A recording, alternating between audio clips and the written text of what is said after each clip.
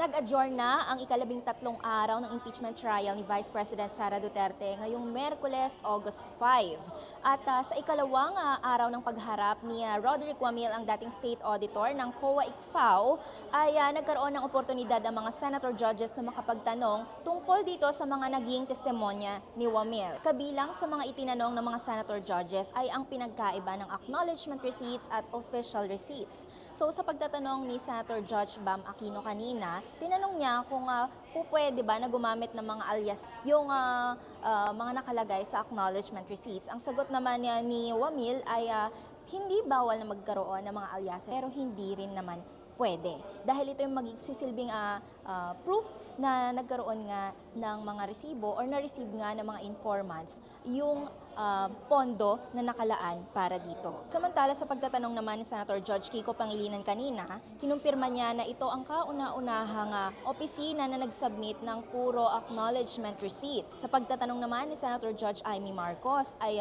tinanong niya kung bakit hindi na lang si SDOG na Acosta ang maimbestigahan dahil hindi naman niya sigurado kung totoo nga bang nabulsa ito ni VP Sara. Ang sagot naman dyan ni Wamil, batay dito sa Joint Circular 2015-01 ay ang head of the agency ang pinaka-responsable sa pagpapaliwanag at pagkukomply dito nga sa mga kinakailangang dokumento ng COA. Sa huli nga ay nanindigan si Wamil na batay sa Joint Circular 2015-01 ay kinakailangan ng masusing pagsusuri at pag-audit dito sa mga naging paggastos ng confidential funds ng OVP at DepEd dahil sabi niya ito ay public funds. Samantala, naipresenta na rin ang ikalawang testigo para sa Article 1 na si Silene Del Campo, ang kasulukuyang State Auditor ng COA-ICFAO at siya ay inaasahang tetestigo para nga dito sa pagpapatuloy ng